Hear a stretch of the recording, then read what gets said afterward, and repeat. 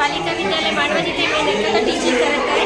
विषय विज्ञान घेतलं आहे आणि विज्ञान विषयामध्ये मी लेखक प्रकाशाचे अपवर्तन परावर्तन हे 9वी आणि 10वीचा कन्सेप्ट नाही का तो विद्यार्थ्यांना समजत नाही इझिली.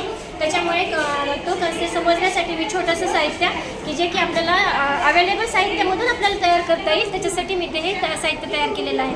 तर याच्यामध्ये नाही का तर आपण एका प्रकाश किरण कसे असतात तर जेव्हा नाही का प्रकाश किरण जेव्हा पृष्ठभागावर पडतात तेव्हा ते कसे पडतात आणि त्याला कोणते किरण असे म्हणतो त्याच्याबद्दलची इन्फॉर्मेशन मी तुम्हाला सांगणार आहे. तर फॉर एक्झाम्पल जर नाही का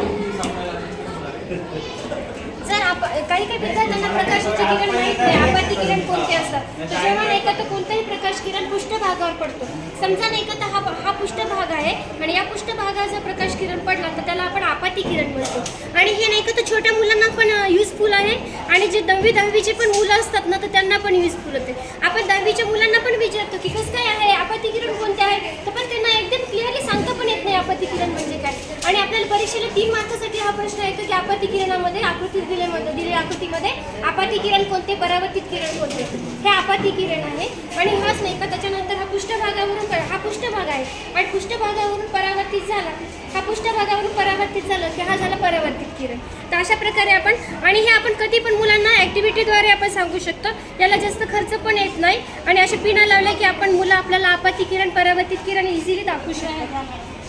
त्याच्यानंतर दुसरं आहे जर आपल्याला गोली आरशा संबंधीच्या प्रतिमा जर दाखवायच्या असेल तर गोली आरसा कसा असतो किंवा गोली प्रतिमा कशा दाखवायच्या तर याच्यावर आपण गोली आरशाबद्दल माहिती देऊ शकतो. मग याच्यामध्येच आपण नाही का तर मुख्य अक्ष कोणता आहे सेकंडरी बिंदू कोणता आहे वर्तुळ कसा आहे कोणता प्रकाश किरण कुठे जातो कुठे परावर्तित होतो याच्याबद्दलची संकल्पना आपण नाही का तर 9वीला आणि 10वीला छान पद्धतीने सांगू शकतो.